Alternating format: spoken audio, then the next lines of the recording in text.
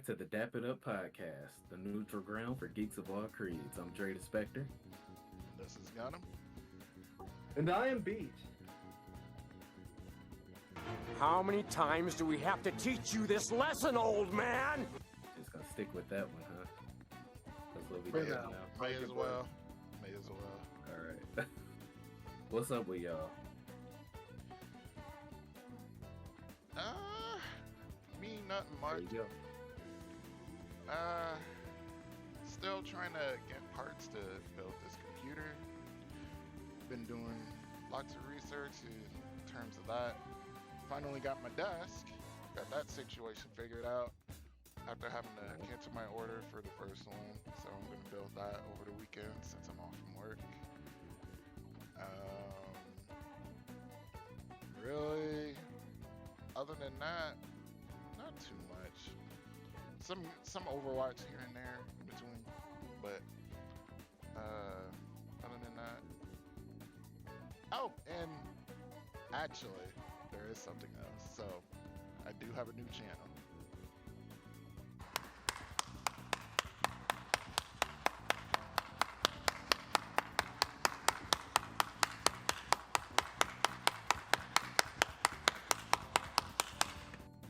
And I'll Ooh. be linking that down below under the podcast. But yep, so new channel, got some videos coming, they're on the way.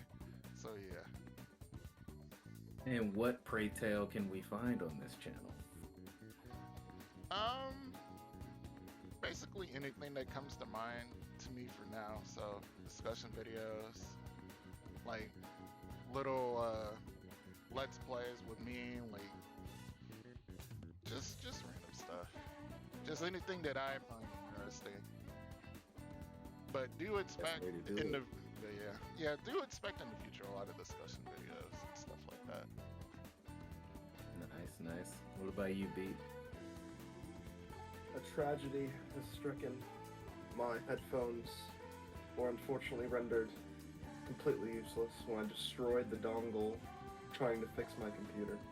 Oh no. Oh no! Oh no! Oh no. Oh yeah! So I'm very sad. It's gonna be at least another week or so before I can replace it. So I'm having to share the volume and the air pollution with my girlfriend when she's on her game playing Hogwarts or whatever. So that sucks. I've got an opportunity to play Atomic Heart. Got an opportunity to play to finish Shadow Warrior 3, the best $20 video game that isn't $20 I've ever played. But yeah, I mean, that's pretty much just been it for me. I've been chilling. I actually made a game chart that's gonna help me tackle all our upcoming projects because the rest of this year is looking scary, y'all. It's looking scary. Terrifying. Where is the time, dog? Yeah. I haven't even started Atomic Heart. I have. No? Well, okay, we'll get into that then. The second half of this year, we barely know anything about, which terrifies me even more. But, I mean, it's... On the bright side, a lot of the games that I did want to cover, or at least try, are free to some extent. You know, Game Pass, Persona 3 and 4 were on Game Pass, Monster Hunter Rise was on Game Pass, Atomic Heart is on Game Pass. That's made it financially feasible. But where do you find the time, man? Where do you find the time? I binge watched Rick and Morty. Oh, which I season? mean, up to now. Huh? Like all of it? Like, Well, up to now, I had only seen the first 2 seasons and I fell off because of weird associations with the show. I was just like, ugh. But I'm like, you know what? I've been wanting to watch Rick and Morty for a long time, so I sat down and over the course of like a day and a half, I watched all 5 seasons. So, dude, that's awesome. I mean, I regularly, that's my like turn on the tab in the background show. So yeah. I mean, good taste, good taste. That show is genius. I know a lot of people were complaining about seasons 4 and 5, and 4 was not the best. well, there was a weird. I felt that way about 5. See, I enjoyed the whole show, but I feel like 5 had a huge dip, and then at the very end, it was like, oh, you know, Which one had Yeah. the incest baby? Was that 5? That was 5, I think. 5, yeah. Yeah. Yeah, okay, not 4. 4 was fine. I had no problem with 4. 5 was the season where I was like, every episode's just weird. It's not really that funny. Season 6 was good though. I felt that way about 4. I felt that way about 4, but 5, I thought 5, like Dray said, like it had kind of like an upswing, and I kind of like that. Yeah, Yeah. for sure. I think it's a scale thing for me because every adventure in the first 2 seasons felt like a movie. Like by the time it was over, I was like, so much happened, right? But then as you get into seasons, even season 3 and onward, it's almost like they doubled down on the randomness of it. And a lot of the episodes felt disjointed. Like it felt like random.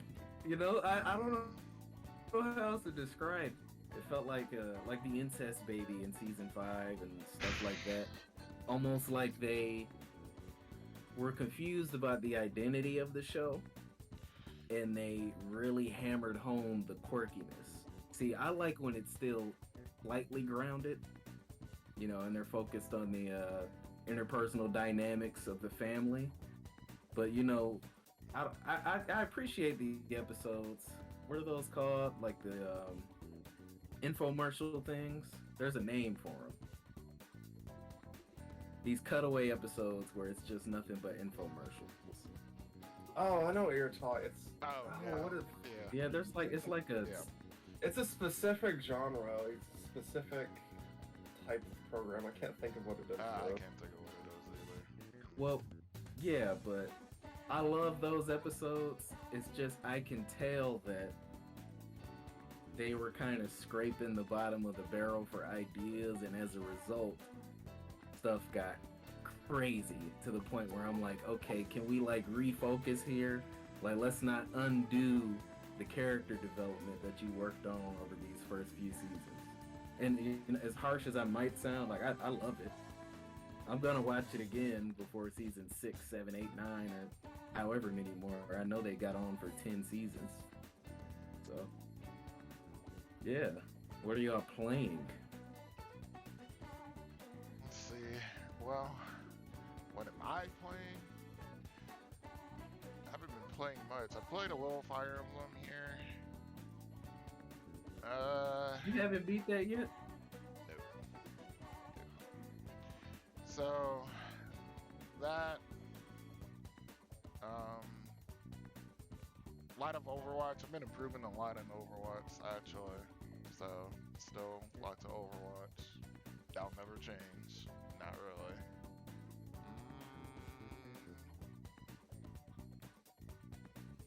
Because I've been really busy this week, really. That's about it. It's been mainly just Overwatch and Fire Emblem here and there. How you feeling about Fire Emblem at this point? So actually something I never told you. I replied to a post that Shadow Elite made about the game, and he basically summarized how I felt, and he agreed that I kind of have this love-hate relationship with the game, and there's a lot that this game does right that keeps you coming back, but it's just something about it that just doesn't keep me like invested like forever. Like it's definitely addicting, but it's just something. I don't. It's hard to describe, but it's just something. But I don't know, man. Something about the way you talk about this game makes me not want to play it's Because Three Houses, it was hard. like, oh man. It's hard for me to say like you shouldn't play it, but it's just. Well, Three Houses was basically just Persona. Let's be real. So. In ways, it was. In ways, yeah, but it's Fire Emblem meets Persona. It's like, how can it go wrong? But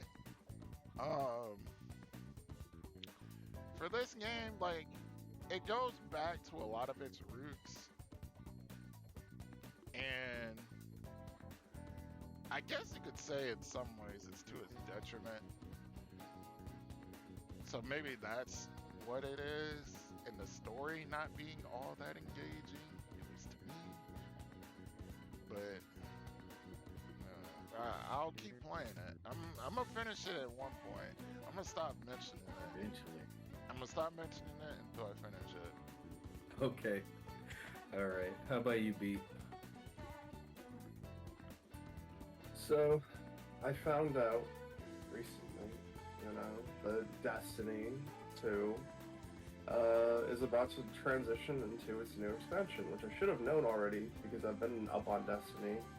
I bought Witch Queen maybe 2 weeks after it. Well, I don't know. I've been playing it pretty regularly. But I have this habit of falling off of it, and just stopping playing and forgetting that it even exists. And then, like, at the last minute, right before, the season and the expansion roll over, I'm like, oh shit, that's a game I play. Damn, okay, so what do I need to do before all of this goes away? Because Destiny is sunsetting, they get rid of, abilities to get catalysts, to get, like, legendary weapons, like, all these things tend to get sunset or locked away. So I found myself just mad dash scrambling for the last 2 days to get, as many exotics and as much of the storyline done as humanly possible so I know what's going on heading into Lightfall. So I just did that for a couple days. I went back and I played some Undertale, which, Sensei J, they will be wondering how you guys did, how much you got done. And I believe that we said last episode, the person who didn't do any was going to get roasted, so I'm anticipating being able to roast somebody, maybe. Who knows? Stay tuned. I just want to say, calling yourself Sensei has disqualified you from ever picking a game again. Wow. Ever again. That was part of the agreement, was that I could refer to myself as that. Oh, was it? Yeah, well, bro, so in editing, in post, Yeah, please I pull did up the that. part where this was said. Please, pull up the He's part. not. Of course He's not. Revisionist history, I see. Okay. But yeah, played a little WoW, as I do, and then I did mention I finished Shadow Warrior 3, which was disappointing. Shadow Warrior 2 and 1 were both way better. I don't know what they were thinking. It basically is a Doom Eternal clone now.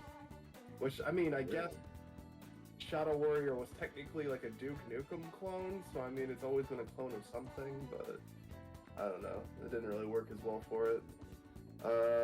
And then I've been playing Atomic Heart for the last couple days, and it has been making my computer just so hot, so incredibly hot. I need, like, some liquid cooling or something in this bitch, because otherwise it is gonna probably spontaneously combust. But I've been enjoying it. I like the world, I like the design, I don't like the dialogue really so much, but it seems interesting. I think the people who did the design aspects of, like, the environment and the world itself did a really good job. I'll jump in there. So I'm probably 2.5 hours into Atomic Heart. I was looking forward to playing it because it's been so divisive online. Like, the overall reception has made it hard for me to really grasp what this game is supposed to be. But so far I don't think I like it. I'm just be honest.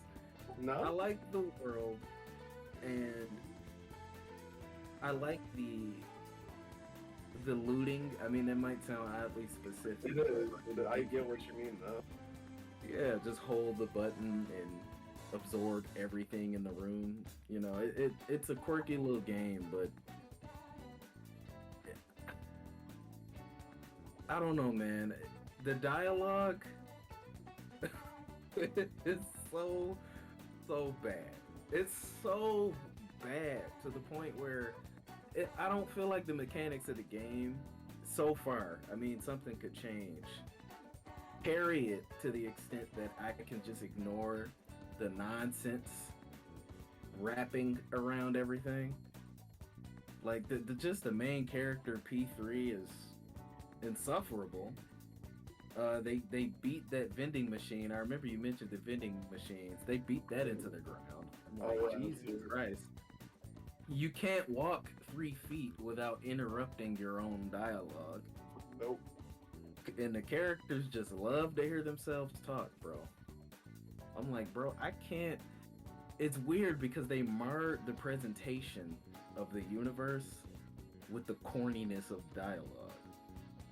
It's like, it's hard for me to take that whole introductory sequence. It's hard for me to take it seriously when the main character is just like, yeah, this sucks. Why would you? I hate robots. Do you like cookies? I'm like, what is this supposed? He literally said that. Do you like cookies?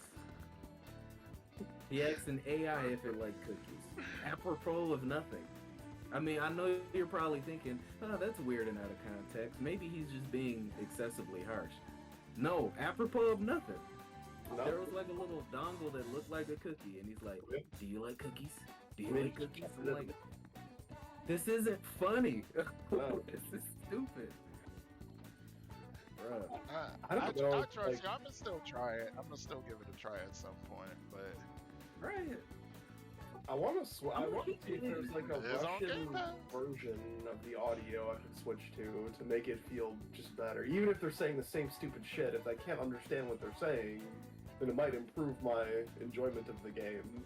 Like kind change it into Japanese. Yeah, change it into Japanese. Yeah. The problem is the pretense that it'll make it better, like make what's there better. Like, it'd probably make it easier for you to ignore, because that's how I feel about subbed anime as well. Like, I don't speak Japanese, so I prefer dub, but if the dub is horrible, then I'd rather watch subbed. But yeah, Atomic Heart, man, I am a bag of ambivalence. Yeah. Because I don't even know how I feel about the combat, you know? I like the dodging aspect, but something about the melee feels floaty. It feels light. Like there's no impact behind the hits. It feels light, and to me it feels light, it feels floaty, but it also feels impactful in a weird kind of way. Like, some things look like they hit and they have weight, and some things don't. And it's like, it feels like every other swing just doesn't have anything to it. Right. Do you think the design of the enemies might attribute to that? I think, yeah, potentially. I think the way that Melee is designed, for one, I don't like not being able to block. I think that's stupid. I think any Melee system should have blocking and parrying and things like that in it. It shouldn't just be exclusively dodge. You're just in for a rough time. Bloodborne. I mean, Bloodborne had parrying, to your point. Yeah, that's not a block though. It's a parry. That's true. That's true. But even if it had parrying, I would feel better. But it doesn't. Mm-hmm. Yeah. It. Play it, Greg. Play it. I'm gonna keep playing I'll give it. A try, Yeah, but so far, and I gave it a fair shake, and I'm like, it's, in a word, frantic. There's a lot going on. I mean, I don't really want to spoil anything for you, but there's a quirky cast of characters awaiting you. Mm-hmm. I'll just say that. I want to see how things develop. Once you get to the, out of the facility, what I'm talking about. Once you get out, the world really opens up. The game gets a lot harder. Like, almost, I feel like the difficulty doesn't, slowly ramp. It shoots up through the fucking moon, bro. It shoots up into space the minute you leave that facility. It's ridiculous. Yeah, I think that's where they dropped the ball, though, because I'm not enjoying this facility. No. I don't feel like it's a good way to show off that world they built. I'm like, why is the first couple hours of the game in these like dilapidated interiors? Yeah. It doesn't do anything for me. But I mean, what is your take overall? Like, are you up on it? Overall, I would say that this game, as a game, is good. I would say that the dialogue really sucks, and the story seems a little contrived. But overall, I wasn't expecting a masterpiece. I was expecting it to be something that was fun to play, and it's fairly fun to play. Yeah, I'll stay tuned on that. Stay tuned on that. But I have been playing Undertale. I didn't beat it, so it's gonna be another week before that happens. Boy, looking forward to starting that. Excuse me? Starting. Looking forward to starting it. I have not had time to start it yet. Someone didn't do their homework.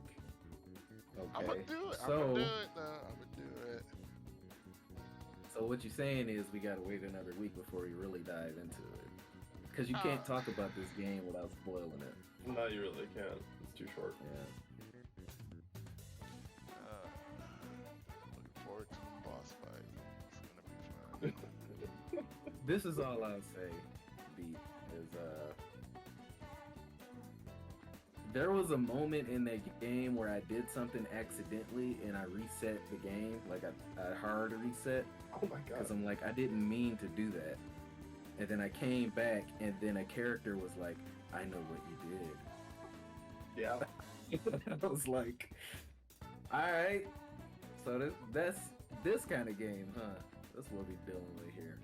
It is. I was lucky enough that my girlfriend at the time put me up on it, because like I was starting the game, I was playing it one way, and she's like, "Yeah, why are you doing that?" I'm like, "Isn't that what I'm supposed to do?" She's like, "No, that's bad." I'm like, "Oh." She's like, "No, you just need to be a good person." I'm like, "Okay, I got you." And then I didn't have any problems from there. Yep. Okay, to wrap up my games, started Tales of Symphonia Remastered. It's just an up-res of the PS3 version, which is a port of the PS2 version. So, it's Tales of Symphonia, you know? 30 frames aside, the original PS2 version was 30 frames, but people forget that because they played the GameCube version. I'm enjoying it. You know, it's everything I remembered. Just another excuse for me to play that masterpiece of a game. I beat Final Fantasy Crisis Core, if I haven't mentioned that already. Ooh. I don't think you did. Congratulations. I hope you enjoyed your Korean MMO. Bro, I'm gonna go back for a second playthrough to wrap up the things I didn't finish. I'm glad to be done, okay? I'm glad to be done. Because you deal with so much nonsense in that game. Conflict resolved. Conflict resolved. Conflict resolved. Narratively, to get to the payoff in the end. I feel like you play that game for the middle and the end. Like the midpoint and the end. Everything else is like, eh. You know what? I kind of agree with you. I do agree with you. Oh, I'm like disagree. Feel free. Yeah, I almost misspoke. I agree with you. I agree with you. Because if you're playing the game, you play Final Fantasy VII more than likely first. So, Of course. so you already know what you want to see in the game.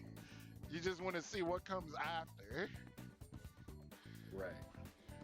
So Yeah, and you know, I'm not gonna spoil anything for the audience or for B here, but the payoff I'd say is worth it if you're railroading the game on normal. On hard, you gotta grind. But if you're going just straight from A to Z, I mean, I think it's worth it just to get some additional context for certain events. I do have this question. How much does it change? Does it change anything from the way it was originally? Let's say you play the old Crisis Core, or you just knew of the backstory of Crisis Core. Does it change anything substantive? It's the same game. Oh, okay. Well then I'm good. Pretty I'm much a probably never gonna play it. I already know what happens. The prequel. Right. Yeah. I mean, honestly, if you know what happens, It's like, I wouldn't really recommend it. Like, if you are a fan of Final Fantasy VII Remake and you don't know about that stuff, sure, play it. You know, play it. I'd recommend you start on normal and just zip through the game. that was what made me excited about it, was remake. I was like, I'm like, Zach? Who's this guy? What's he imported? Right. That is funny in hindsight. I bet a lot of people had their reaction. Then you had all the like decades-long fans who are like, I know exactly who Zach Fair is. I know his whole backstory. I know everything about him. Oh, Crisis Core, I'm not playing that. Why would I do that? Right. All right, y'all. So I think that's enough of that. Let's jump into the news section. I think first we should cover the state of play. Did we all see it? No. No? I didn't have Did you at time. least see the highlights? I I wanted did to. see the highlight. I wanted to, but I didn't even know the highlights, so go ahead. Go ahead. I know you saw Street Fighter. Oh yeah, was it the Cammy trailer? Or the... Well, they revealed 3 characters. Zangief, Lily, who's a descendant of T-Hawk, okay. and... Yeah. Yep. They also showed off Resident Evil 4 and Suicide Squad, amongst other things. I'd say those are probably the 3 biggest things that come out, aside from PlayStation VR 2, but... In the word of Pusha T, yes. I can't handle the fucking live service garbage anymore. They need to stop. They just need to stop. This shit. They're gonna burn the whole market out, and you're gonna lose live service games that people do enjoy playing at some point. You say that as someone binging Destiny 2. Look. That's what I'm concerned, bro, is if they burn everybody out on this, then there's not gonna be any more Destiny, and I'm gonna be sad. Like, we don't need 15 live service games, dog. There needs to be about 3 or 4 of them. I don't think that's the case, because it's already happening now. Like, Knockout City and a couple others are kind of sunsetting. So, or are in the process of sunsetting. So the live service market has already been oversaturated. So we're gonna see less of them over the next like few years. Like, because I feel like the live service games that are out now and are doing well are pretty well established. So I don't really think there's any real worry to see. Like, we're probably not gonna get to a point like we used to, where like we have like 15, if not 20 freaking like live service games come out a year. It's gonna decrease over time, especially. I'm sure they'll feel the financial impact, but hopefully it'll spur some creativity. Ideally, I mean, the way a YouTuber that I enjoyed put it is that you don't want to be the current version of the thing. You want to be the next version of the thing. So all these companies are chasing being the next Genshin Impact, but they're not trying to be, what comes after Genshin Impact. They're not trying to find a new model or a new way of doing content or games. Because the reason why a lot of these live service games are thriving, like stuff like, I guess you could say now, Overwatch, Destiny, Fortnite, is because they found their niche and they did something new at the time when they came out, and that's why they're popular now. So to take a step back, I imagine we're talking about this because of Suicide Squad. Yeah, specifically Suicide Squad, which is disappointing to me, because I mean, this is a studio that made Arkham, the Arkham games, all of which were phenomenal, except for Knight, unfortunately. But even Night had its good points. Like, it was still a good game. It just wasn't on Arkham City's level. It's sad to see studios that were known for, like, really pushing the limit and being good and being something that gamers really enjoyed. These studios are being pushed by corporate shareholders and, studio pressures to make these games, more monetization friendly, at the detriment of the games and the gamers and the developers even. Yeah, WB is just forever chasing like this live service game, because what a lot of these publishers have been doing is that they just keep throwing things at the wall until one of them hits, because they believe that if that one hits, like, it's gonna, What's wild to me about it's gonna make up for all those other ones that failed as far as financially. That's true, because of the model. If you can get enough of a user base, you can get enough of an install base, you can get enough people to pay money, it'll definitely, they'll pay for their failures. But the likelihood that you're going to becomes less and less each time you do it, because this is the second Batman-themed game that has come out that is live service in the last year. Because Gotham Knight came out. I bought that game. Piece of shit. Really regret it. Live service game. Absolutely garbage. Terrible. Just the stats awful. Like, and it lends itself to these systems that essentially go nowhere and aren't satisfying in any real way. Like, they're just there to be there. They're just gates. It's like Assassin's Creed leveling, or any other, like, where they just add it and it's just padding and it doesn't feel good. It's like, why is this in here? I don't buy Assassin's Creed games to play an RPG. It's supposed to be an action adventure game, but they do it because it means that you're more likely to buy the cheats and the helpful things and things that'll un-content block you from what you want to play, like the main story missions. Like, they're just trying to make it as easy as possible to nickel and dime you. And gamers, I feel like, are starting to wake up to this, even the ones who participate in some aspect of live service. Yeah, I'd agree with that. What do you think is the solution? Because games are becoming increasingly expensive to develop. Well, I mean, just for one, we got to get away from the gambling in video games and having kids and introducing kids to it. I don't think that's really positive. What do you think is the solution for funding the development of games? Well, there are a number of things you can do. You can do a subscription model if you decide that you want to do something that's like recurring features and growth and whatnot. You can do expansion packs, which we used to do all the time. Nobody does it anymore. You can do... Yeah, but what's the cost benefits of that, though? Of making an expansion pack is that ideally everybody who bought the game buys the expansion pack, and you get a bunch of money all over again. That's usually never the case, though. I'm not doing this to push back. I'm just saying the side of the discussion we never consider is that this stuff costs money. Oh, hence why they nickel and dime us. Like, of course, some companies are more egregious than others, but I mean, like, we all complain when game prices goes up $10, you know what I mean? So, like, we're gonna complain if we have to spend 99 cents more.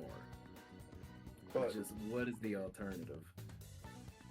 I believe the alternative is selling, cosmetics, things like that, just selling things that look nice or add a little bit of extra functionality, at a premium, which is fine. Then some people make the same argument for that, though. Because I remember a time way back when I was playing the original Dead Space, and it was you, actually. You saw I had this scorpion armor skin or something, and you were like, you spent money on that? And it's like, well, shit. Can you ever win? It's like, no matter what they do, someone's gonna complain if it's not this huge 10-hour expansion pack, which is gonna cost so much more manpower to do for however many people are gonna purchase it. I think Fallout 3, Mass Effect, The Witcher, they're exceptions. You know what I mean? They have enough of a core audience that they can invest the resources in these expansion packs. And they'll be able to eat the cost. But I don't know. It's one of those things. I don't have an inherent problem with live service. I don't have an inherent problem with microtransactions until it's a problem. It depends how it's implemented for me, because I understand they have to make their money. Because, I mean, if all of this stuff disappeared, then we went back to the days of this is a game, it's done, that's it. The whole market would crash. Yeah. At least I think. But I mean, I'm with you in terms of I have zero interest in Suicide Squad.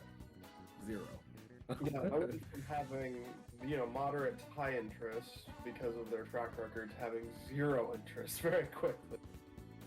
Yeah. I've seen this movie before. It's called Avengers, and it was shut down this year. Woof. Oh yeah, there's another one. Too soon. Yeah. Okay. Yeah, but I played it. I played it for a while. Y'all got anything to say about RE4? Any of the other games of at the state of play? Oh yeah, they announced that Baldur's Gate 3 was coming out on PlayStation, no less. I didn't even know that. Mm-hmm. Oh really? And what day is that? August 31st, right? August 31st. Yep, you can drop in and play this game that's been in early access for 2 years. Yeah, been pushing it back like forever. Push back forever, correct? Yep. Mm-hmm. When was that game supposed to originally release? 2020? Something like that. Well, I don't think they never had an original release date for it. They've just been, like it's coming out.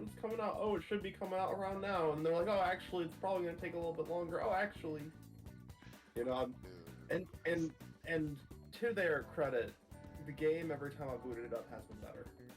And there's been more content. There's been more classes. It seems more polished. I think they did well. Story of that game and just all those times they pushed it back, it's just funny. Because So pretty lukewarm on the state of play overall. Yeah, I just wasn't blown away. I mean, when you've had amazing state of plays from Microsoft, Nintendo, I guess I'll give it to them.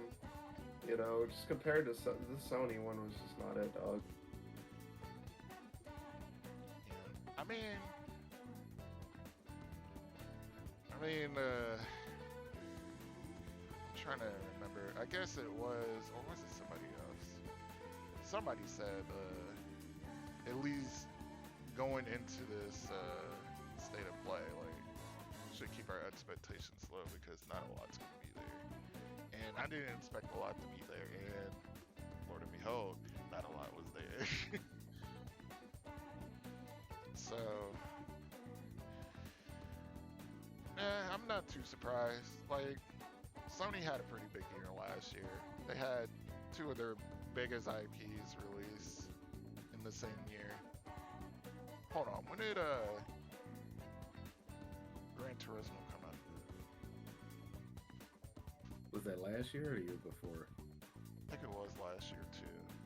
It might have been the year before.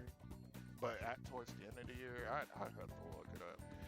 But they had like 2 of their biggest IPs come out in the same year. So, I mean, obviously, at least starting out this year, to be fair, it's going to be a little bit slower. They're not going to have a lot to showcase, unless their partners do. But there is Spider-Man 2 coming out this year, but that's not till later. So, Ideally, yeah. So how do you feel about this Nintendo Microsoft deal? Well, I think it's very good for Nintendo. It's very good for Nintendo. You want to cover it with some specificity? So essentially, what's going on here is they've been having a lot of issues having this deal be approved in the UK specifically. The Activision acquisition. So yeah, with the acquisition of Activision Blizzard. So there's been rumblings in the industry about them having some sort of deal with Nintendo, but it wasn't like official, like it wasn't a contract.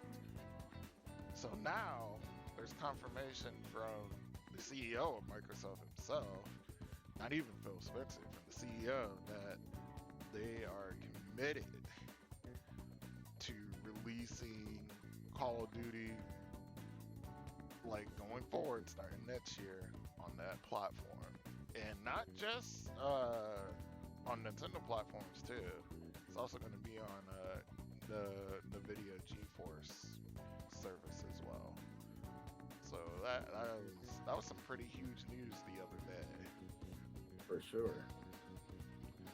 Yeah, they've been playing nice with each other for a while now. Yeah, like Xbox is, I'm sure like Microsoft, while they still see Nintendo as a competitor, like they definitely, I definitely feel like they'd rather like play nice with Nintendo much more so over Sony. Probably At this point, any sure. any day of the week. I mean, Nintendo has never tried to show them how to share games. So. Yeah, they've always been kind of like tied together in some way as far as business Right. with, you know, Rare and those properties. So, so there's always been like kind of like some sort of a relationship between those two. But yeah, so it's really interesting, you know, seeing this deal and just seeing how much Microsoft is really being forced to kind of bend over backwards, really, just to get it going. Because it seems like, to me anyway, it's just like the UK that's posing a real issue here. Because the CMA over there, they even proposed them to break up Activision and Blizzard, which if they did, it's like, what's the fucking point of the acquisition? But I just hope that Microsoft just, at least at some point, kind of makes them change their mind and, you know, kind of proves to them that, you know, they're willing to play nice, you know, in the industry. Yeah, that's what they're trying to exude. Maybe this means we'll get free tickets to the Mario movie as part of Game Pass. Wouldn't that be nice? How you feel about that, by the way? I find myself, I'm kind of excited for it. For the Mario Mario movie? movie? Yes. Yes. indeed. I'm not gonna lie to you, dog. I'm not looking for that shit at all. Really? Okay. Why is that? I'm not. I don't know why. It's just every time I've seen it, I just haven't been impressed, bro. The most impressive thing I've seen Mario related is the little skit they did for SNL with Pedro Pascal. Or what's his name? Pedro Pascal. Yeah. What did you want it to be? I just haven't had any interest in a Mario movie, man. I don't know. Not Fair interested in enough. Mario? What about you? For me, oh yeah, very interested. I mean, depending upon who it's with, hint, hint. I mean, I could. Oh, for sure. I mean, we went and saw the Sonic movie, so as well as the second one. So I guess we got a bit of a trend going here. Yeah, It's one of those cases where I wish my kid was like 4 years older, because then it'd be that much more special. But I mean, they've been marketing the heck out of this movie, dude. I don't know if you saw the that little plumbing commercial thing they did, the Mario Brothers plumbing commercial. Yeah, I saw that. Like, I was like, man, like they had like a whole telephone number you could call. I was like, that's crazy. I'm looking at the cast. The cast seems like, besides Chris Pratt, who I just think was a miscast, everybody else seems pretty tough. Why do you think he was a think- miscast? I just 'Cause I don't heard think. a lot. I don't think that Chris.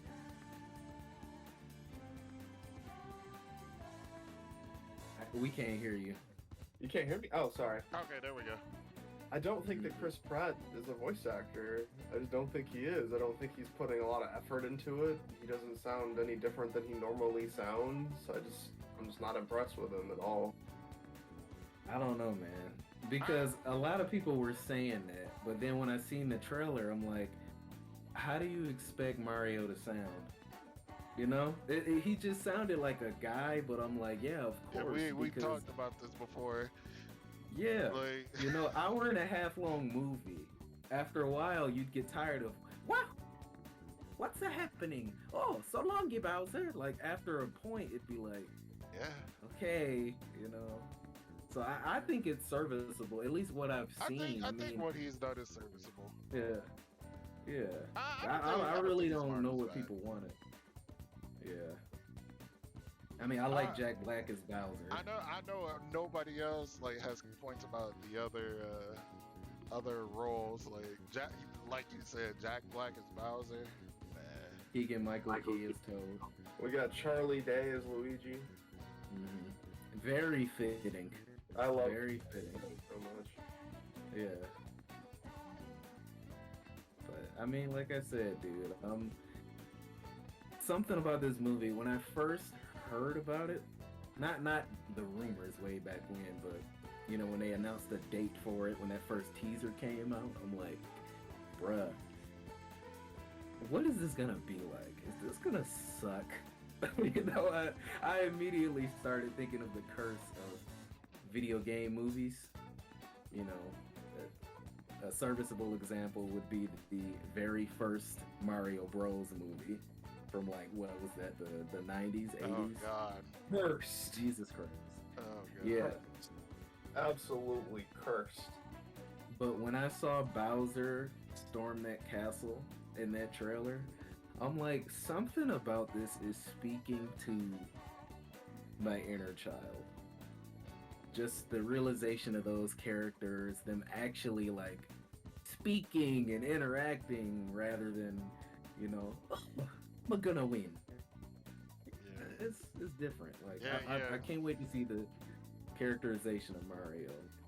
Yeah, especially just I gotta say it again, like just hear Jack Black's voice as Bowser, especially in that first teaser. Like at the end there, he was like, "Who's gonna stop me?" I'm like, man, he is killing. And you know, I get not being excited about it too, because funny enough, I'm not even like a massive Mario fan. I just have a lot of nostalgia for it. Like I play every mainline Mario title that comes out. You know, if Mario disappeared off the face of the earth, I'd probably cry for a day and then be over it. But I don't know, man. This movie, I got a good feeling about it. They definitely put me in. Yeah, That's for sure. Yeah, on the DS, like New Super Mario Bros. Is probably my most played game. Yeah. So So basically, we got a drag beat to go see it. Is what it sounds like. I'm not. Man, Oh, that he's movie- destined that- to hate it. Ooh, man, you know how crowded that movie gonna be. That movie's. I would say I have a crowded. slight bias towards not liking it, but it's very overcomable. Yeah, it depends what you're.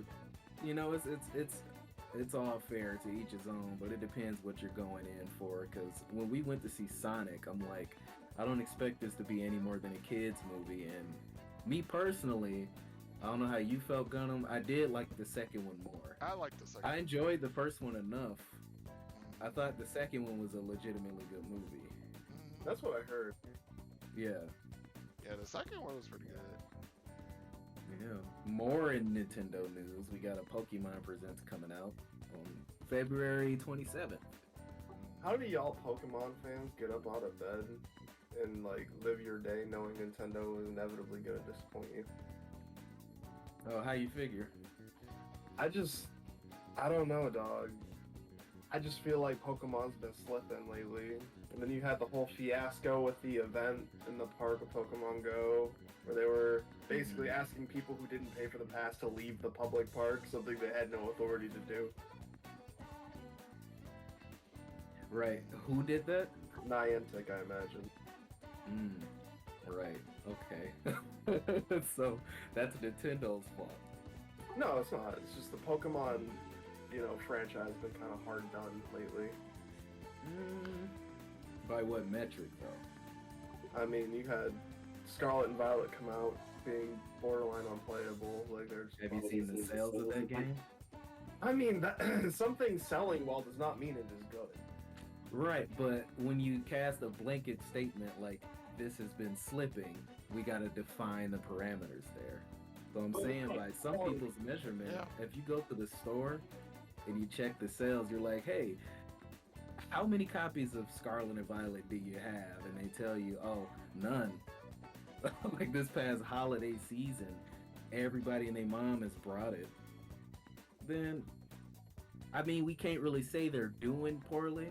I have my own complaints. I think the release was a tragedy as well, but they've also been rectifying it. You know, one of the things I imagine they're probably going to address at this presents is the state of the game. They've done so already. They've released at least one patch, but rumors are that they're planning like a even bigger patch for right around the home update.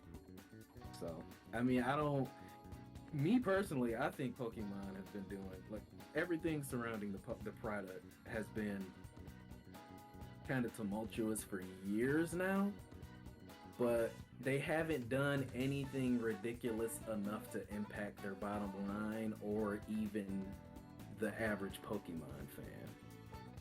Yeah. Because kids and, people who've been playing Pokemon forever, vast majority of them just buy the games and they say, oh, whatever. Half of people I spoke to, they might make a comment here or there about like a weird glitch or something, but it didn't impact their experience. Me, I stopped playing Scarlet. I was like, I'm not gonna beat this game until it's patched. And then they patched it, I got a little further, and I was like, okay, I can wait longer. So I didn't do any of the post-game stuff yet, specifically because of the state it was in, but I'm like one person with high standards, and that game sold like what? I don't have the numbers in front of me, but didn't it sell something crazy in its first week? It broke some kind of record. Yeah, I think it sold, I believe it was 10 million. Yeah. In the first week. So I mean, yeah, it's one of those things where I have to call into question the Pokemon as a brand is slipping. I feel like Pokemon is just Pokemoning. They do weird, funky stuff all the time, and they still remain the most lucrative multimedia franchise on the planet. Yeah, it's really, honestly, a lot of the problems, especially with Scarlet and Violet, kind of boil down to the Pokemon company's like really rigid release schedule, because they kind of plan everything around the cards and around the merchandise and around the show and this and that. So, and it's like I believe it's a 3-year cycle. So it's 3 to 4, yeah. So a 3-year cycle for developing a game is kind of, especially nowadays, it's kind of ridiculous. For a game like Pokemon, it shouldn't be, though. That's why I think they need to expand. But like you said, their rigidity, now, to your point, Beat, from like a technical standpoint, yeah, their rigidity is holding them back. It's just, I can't help but think the guys like us that have these complaints, and me as a lifelong Pokemon fan, does it really matter? It does to us, it does, and I'm not defending mediocrity. I'm just saying, like, there's a million things I've been wanting them to do or get back to over the years. They've done maybe 6 of them, and they continue to be successful. I think that it's one of those situations where you're only too big to fail until you fail, and I do believe that nothing is above that. I mean, look at how people feel about Marvel movies, how people feel about these other really popular franchises, that as the quality gets less and less, people stop liking it. They just stop. They're like, I'm not going to buy this for my kid. I don't like it. I think the game didn't work. I think it was broken. My kid had a bad time. It's like this negative sentiment does build. It just builds slower for larger franchises than it does for like something small that just came out. They can get away with more, but there is a limit to how much Pokemon can get away with before people decide that they're done with it. I mean, that's Sure, just, but I also think it's a drastic leap for them to have one game that released in a bad state and then say that the company is on the route to failure. no, I'm not saying that it isn't a route to failure, but this is like one of those missteps that definitely can start it if they don't rectify it. Perhaps. I mean, Mickey Mouse is still rich as hell, so I don't know. We'll see. Yeah, I'm not defending anything they do. I'm just saying it's like the biggest Pokemon fans, in addition to people who hate Pokemon, have been complaining about it for like what's about to be 30 years now. So I think all of these problems would be solved if they just slowed down the release schedule and made it a 5-year cycle instead of 3. But probably won't happen. Or yeah, because they've been let's having be real. technical issues since Sun and Moon. Technically, Sun and Moon was a product of the 3DS hardware, though. Like that was just an issue with what they were working with. could it maybe be that it's not their fault, it's Nintendo's fault for using these deprecated old ass fucking systems that aren't up to modern technology standards? I don't think it helped with Scarlet and Violet, but I also think Scarlet and Violet would have been a bit marred by the glitches just because it's such an ambitious title with, like Gunnm said, so little time to develop. Like, I mean, Pokemon games are not exactly the most graphically intensive, but at the same time, when you have to release a game within a very, very small specific window, or your entire marketing scheme will be thrown off, I can see why they kind of scramble to get these things out. But shoot, man, it's such a small team too that they have no interest in expanding. I feel like for a game like Pokemon, with the way, because I don't know if y'all know the way that they track everything. They have like a model database and a database with all the moves and mechanics and types and all of that they pretty much copy and paste into each game. And that is a bit of an oversimplification, but what I'm saying is a Pokemon game shouldn't be as hard to develop as, say, something like a Final Fantasy.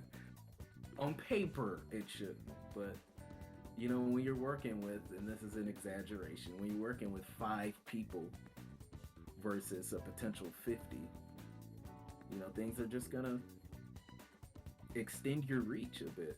And I think that's what's happened with Scarlet and Violet. And trust me, I am not defending, because while I didn't boycott the game, I refused to beat it until they fixed it. And they started fixing it, so it's like, I mean, I really have nothing else to say except maybe don't let it happen again. It's just when I see a company, and I will say this to their credit, when I see a company who is very obstinate and makes no effort to listen to the outcry of their fans, make a turnaround, and start to make positive change, I'm not gonna kick them while they're down.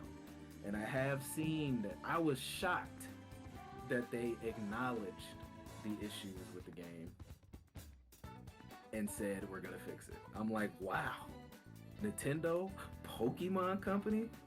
Dang, that's wild, right?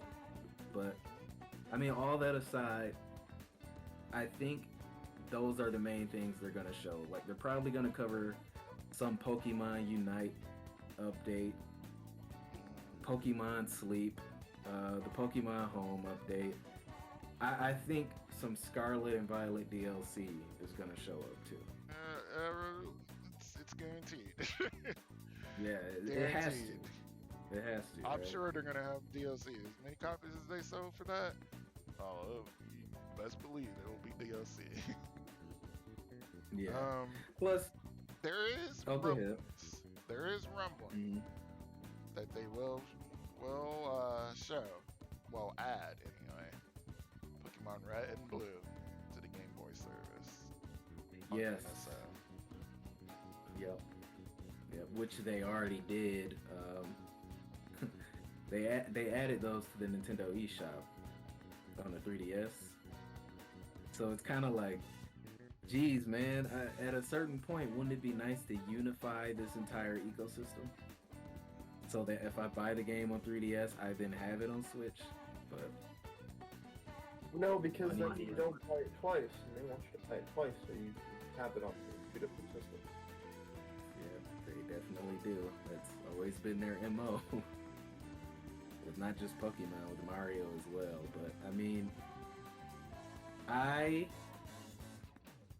assuming we can transfer those libraries forward, assuming there's planned backwards compatibility, sure, that's great. I mean, that means my son a few years from now, if he really wanted to, he could be like, oh, I'm gonna play Pokemon Blue. I mean, it's always, more options are better than no options, I suppose. I'm more excited about Pokemon Stadium, which has been confirmed.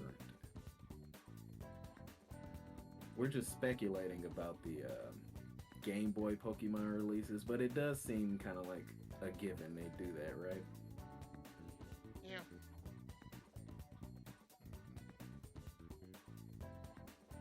Yep. So overall, I'd say I can wake up in the morning as a Pokemon fan and await whatever it is they're gonna do and just address things as they come. I don't know if I'll watch it live. I'll probably just catch the stream later or I mean, look at the highlights of it. yeah, they're doing it pretty early, so Mhm. once I'm off, I don't really care to, and I just happen to be awake. Yeah. So, topic of the week: early access games. Now, Beat came up with this one, and I thought it was an intriguing line of thought. So, do you play any early access games currently? How do you feel about early access games? Is it criminal? Is it a blessing? I'm sure you have a lot to say, so you start this Of off. course. So early access games. I remember when they were first starting to be big on Steam. You saw all these different titles with ambitious goals and screenshots of all of these cool like ideas they had, and like videos of like the gameplay, but it wasn't really gameplay. You know, just all this hopefulness, and then you get conned out of your little $40 or $30, and what do you find out? You find out the game isn't coming out, or it's coming out as a way pared down version of what it was supposed to be, or it's coming out and it's just terrible, or it's scam or a fraud. And then you've got like and then what's funny, there's two different categories of early access. There's the early access, like you're paying for the opportunity to play the game early up to like a year or 2 years out, or you're paying to get the deluxe edition of a game to play it 3 days before everybody else gets to, like Hogwarts Legacy, for instance. And I think that it really depends on like your attitude. Like, do you really feel like you should pay for a game that you're essentially beta testing?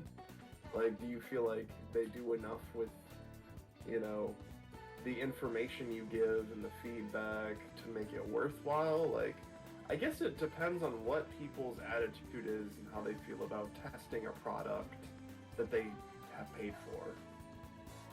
As to, like, for instance, I play Baldur's Gate 3. I got it on early access the day that it came to early access and it was possible to get. So I've been playing this game for, what was that, 2 years ago? Almost 3 years ago, maybe, that it came into early access. So I've been playing this game for a while, and the only thing that's been accessible is the first act, which I get to some extent. Like, okay, first act, you know, that gives them a nice place to test their systems, test their classes, test their combat, see that everything's working well. But it's interesting because it's like, okay, but you've only ever had people test the first part of your game, at least externally. How do I know that everything else isn't broken? Like, I get past Act 1 and Act 2 is just busted, or Act 3 is just busted. So I think that really, if you release a game for early access, and I pay full price, as soon as stuff is done, I should be able to test it, because I've essentially paid you for the game. I've already paid for it. I don't see what the harm is, or what the problem is, in letting me test the other stuff you're working on with the game that I already bought. So that would be my one quibble with the system, outside of, downright fraud, which isn't really it's not intrinsic to the system. It's just fraudsters like to use it because it's convenient for them. Oh, for sure. There's a correlation there. Yeah. Two that come to mind for me are Minecraft and The Isle, in my own experience. And they couldn't serve as two perfectly polar opposite examples of early access, because to put it kindly, The Isle, I don't see a future in which that game fully releases. I just don't, at least the product that they promised initially, because the development of that game has been just such a roller coaster of interstudio beef, drama, like war with the community, whereas Minecraft is didn't we establish that's the best-selling game of all time or something? Yeah, we just addressed that a couple weeks ago. So yeah, I feel like it's I agree with you. If you pay for that early admission, you're essentially helping squash the bugs. You're forming a barometer for the future development of this game. Like, you're arguably, I don't want to say you're more valuable than anybody who buys it in the future, but you're getting the game off its feet. So you should at least be, I don't know, you should at least be entitled to the product you buy into, regardless of how long it takes or the initial state at buy-in. You know what I mean? I hate the idea of paying $30, which is nothing really, but paying $30 for something you're promised that has no indication it will ever come to fruition. That's the part of it. I'm like, Star Citizen, how long has that been in development? Bro, as somebody who owns Star Citizen, dog, keep my baby's name out your motherfucking mouth. You own Star Citizen? I bought a ship. Do you own Star Citizen? What, the property? No, I don't. No, do you own it? Like, what? Yeah, what? Yeah, I have the game. I have the game. The game? Yes, I have it. The full game. I mean, as much as is out right now, yes, I have it. Okay, see, this is where bias comes in, because you like that game. I do, it's fun. But that's like a prime example of something that's like... Can you really call it early access then? I mean, it is early access. It's technically early access. Well, what is the finalized product supposed to be? When do they say, this is Star Citizen? I don't know. It's a great question. I mean, so in other words, you're a hypocrite. No. Here's the thing, right? Is that as things come out for Star Citizen, I can test them as they come out. They're not holding me back from anything that they're developing or working on. They even have they have stable clients, and they have private tests that they do for new features as they get them more stable and bring them to the live servers. So essentially, I paid for the right, or maybe not the right. I paid for a ship that I will have on full release when it actually releases and is on, it's out of alpha. It releases. No, it will. I truly believe it will. Because it's not like the game is sitting here spinning its wheels not getting anything done. I've seen all the different features they've added. I've seen where the development is going. I've seen what they're development pipeline looks like. It's actually a game that is in full active development, unlike a lot of these other games that aren't. So the duration doesn't matter as long as they're whetting your appetite in the meantime? Yeah, as long as I get to play new, like, as long as you have something new for me every couple months or every 3 months or so, and it's something that's substantive and it's good and I can see what the vision is at the end of the day, I don't mind. I don't care. It doesn't matter to me. So then at that point, is early access a semantic issue?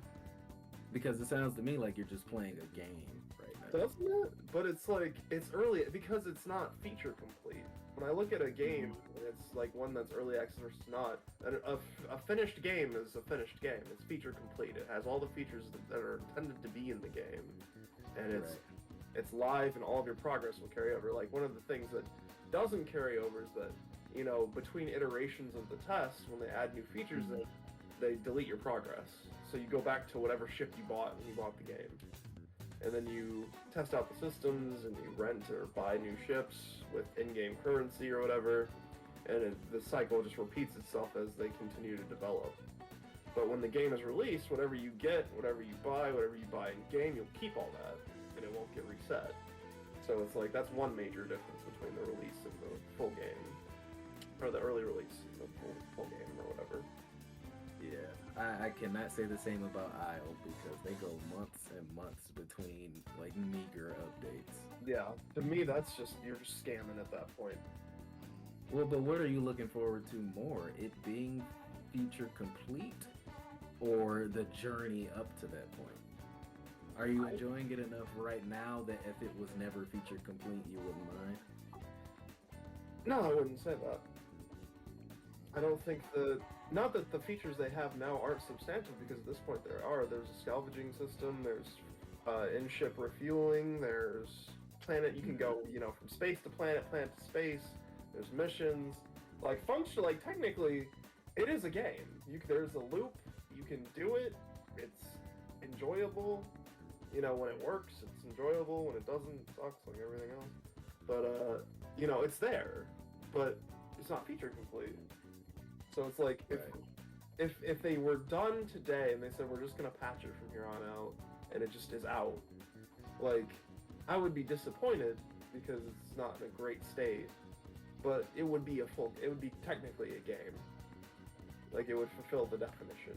I wouldn't be upset. It's a good looking game too, for the most part, you know, visual glitches aside, you know, all the environments, the lighting, the effects, the ships, the compartmentalization of some of the ships, like, are really well done.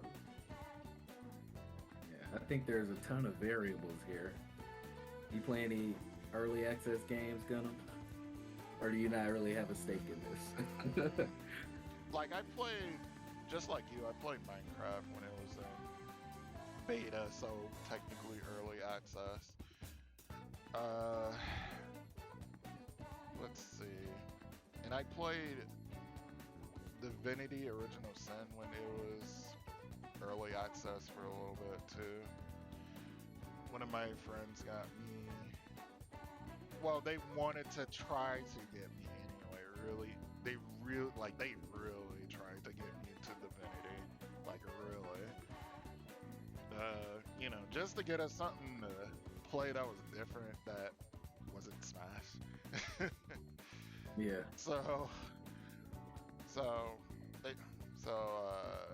Group of friends tried to get me into that. It just wasn't for me. Which is funny, because we talked about Baldur's Gate 3, and they've been trying to get me to play that with them too when that comes out. And I'm like, no. Well, I'm trying to con Dray into playing that with me. I need a Baldur's Gate 3 buddy. I'm like, no. You mean like alongside? Like there's no, not co-op. Oh, I didn't know that. Yeah, it's co-op. Yeah, I'll only do co-op if I can be the host. You can be the host. Unless we can both get achievements or whatever. I'm sure we do. I don't think it matters. Trophies, Yeah. whatever we You play could on. be the host if you wanted to. I don't. That's the only reason I care, really, because I hate world state games like Fable 2, where you can only be like a supporting character. Yeah, Ugh. that's pretty annoying. Yeah. But yeah, other than that, like Minecraft, like played that when it was technically in early access with my friends. When was that? Like 2011? Like I was playing that heavy. Wow, I was playing that heavy. So yeah, I was out there with the Zoomer kids playing that. The You don't Zoomer- have to that was con way me into pre- playing either. That was pre-Zoomer. Zoomers didn't even exist back then, though. Not really. Yeah, you don't even have to con me into playing Baldur's Gate. Like I'd happily play it. I've been interested in it. Oh, cool. So where do we stand on early access games? It sounds like a nuanced topic. It is, because I feel like the definition is super broad. Because it can be Really anything is. from 3 days before or 3 years before in Baldur's Gate's case. So it's like, Yeah. I think that when it's not a scam and you know what you're getting, and they say plainly what it is and how it's gonna be, and they have a timeline established, then it's fine. I think personally, it's okay. I don't mind it. Ultimately, it's optional. I don't have to pay for it if I don't want to. And I haven't regretted it in some cases, but I have in others. So I guess it's just do your research and figure it out if it's for you. But a good thing is that everybody who got the early access version of Baldur's Gate 3 is getting upgraded to the Digital Deluxe. So this is definitely a positive thing. Nice. Well, that's good. That's good. Got a bit of a side quest for you guys. This is a quick one. You may have already given this some thought before, but if you had a signature move, what would it be? And what would it be called? Like, what would it be called? What would it do? Now, I want to preface this by saying planet scale devastation, mind control, and time manipulation are off the table. So it can't be something like, I can make the world explode. Big Bang! Or, nah, can't do that. Like a signature move, not even a power, like just a move. Signature move.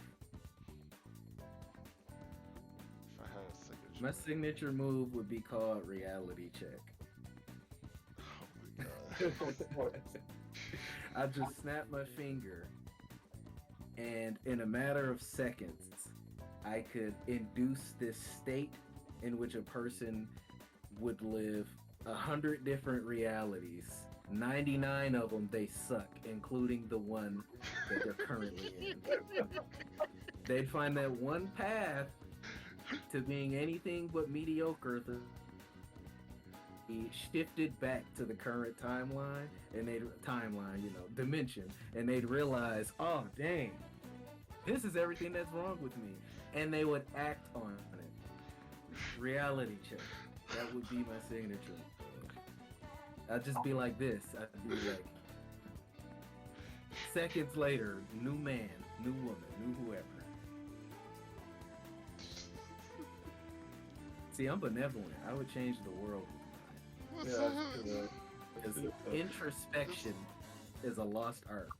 Sounds like an interesting version of Dio's The World. It's completely different. It's got nothing to do with the world, though. I think it's similar in some ways. It's similar. All he does is stop time. He just stops it. This is what he does. Yeah, he forces you through time. Mine has nothing to do with time. I mean, there is kind of some, dimension-y hoo-ha there, but dimensional stuff.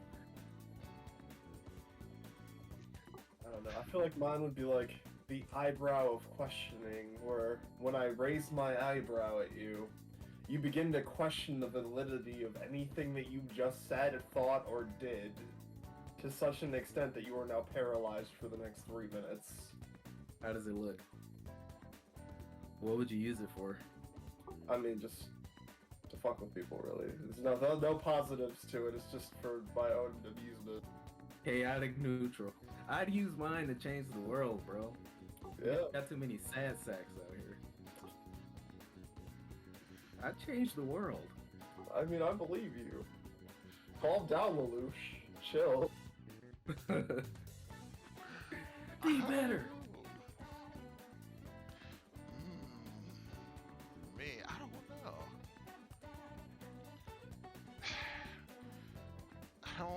I don't want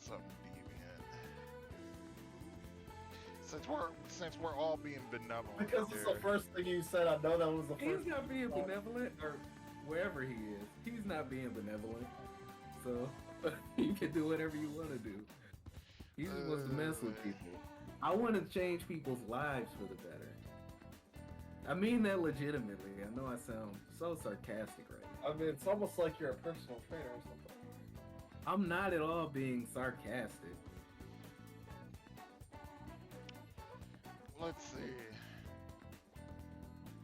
You know what? I'd say give me a power like something called like. I'm gonna be boring. Give me a power called Heal Touch. He'll touch. I literally touch you, and I heal you of your ailments, but nothing major. Not like the major shit like cancer and stuff. Can you like heal Rona though? Is Rona something your heal touch can fix? I can heal Rona. I can heal Rona. I can heal the flu. But I ain't healing cancer. I ain't trying to have people like worship me. I'd have to protect your identity, bro, because if people knew you could do that, the government would be knocking on your door. Yeah. This had to be like an underground private practice thing. You can heal Rona? Yeah, let's dissect you. Let's see how. Or let's imprison you and make you a heal bot forever. Yeah. Yep. Okay, so mine would look like this. How would yours look, B? How would yours look, Gunnm? I just touch you on the shoulder. Oh my god. Ugh. That's so creepy, dude. Like I get a cold and you just I hate that. Hate it. Alright. We got a bonus round. So we haven't completed our previous deal, so I don't think there should be any stakes this time. We'll just do this one for fun, unless you want to bank the victory. I'm open to that too. I don't know, dog. I feel like when people who are supposed to play games don't play them, I guess we just wait till next time. Fair enough, fair enough. Alright. Well, word association is the name of the game. This one's a lightning round. I'm going to pit you two against each other again. Hopefully next time we can do it in a way where we all participate again. I'm going to say a word or a phrase from some media franchise. The first one to correctly guess the franchise of origin gets a point. Wait until I finish it before submitting your answer. We don't have buzzers, so I don't care to do it that way. Just like say it as fast as you can. Catch is you get 3 guesses. So if you guess wrong twice or guess wrong 3 times, you know that's it. So first one, Lolly Lulelo. That's Metal Gear. Okay. Let me keep track. Because y'all gotta focus. But so far, you getting beat by a point. You getting beat by beat. Okay. Next, Eden Prime. Mass Effect. Oh my god, you just gonna let him make a fool out of you like God this? damn it. I was like, I know I recognize that. Yeah, that's as far as you got in Mass Effect 2, so I figured you'd have that one. Yoga Fire. Yoga Fire.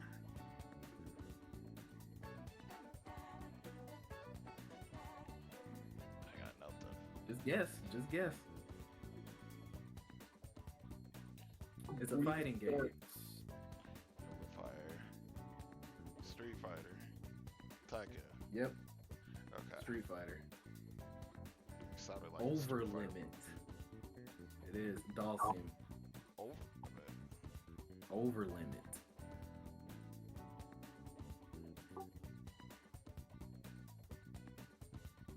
Tales of Symphonia. Yep, Tales series.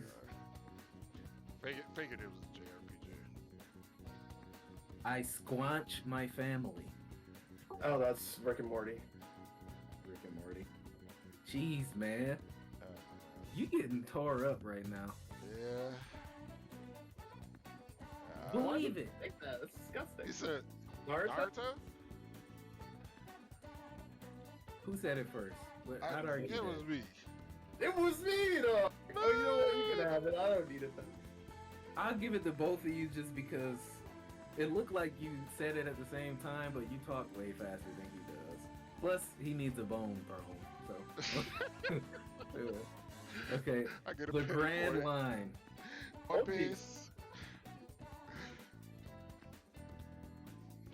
That's a tie. Everyone is here. Smash.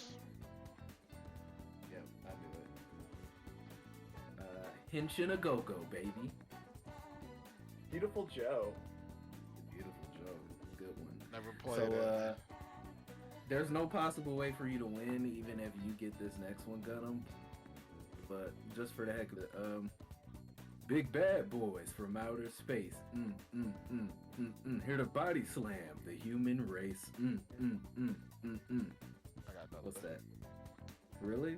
I really don't. Nothing? That don't sound familiar. Does that sound familiar? Beat? No, I have no idea what that is. Ultimate Muscle. Oh, shit. Oh. It's Ultimate Muscle. I Oh, didn't want to give it shit. away though. Fair Shit. enough. Yeah. Okay, well, Beat wins again. So, Well. He's like that. hey, you know, Inconquerable beat now. yeah, apparently those gimme points that I gave you, those like pity points, Pity. it almost made it a tie. I mean, but even if you got that last one, you would have been one behind. So, this just means you really have to play Undertale. Yeah, you gotta. It's like double Yes. super secret promise. You gotta play Undertale.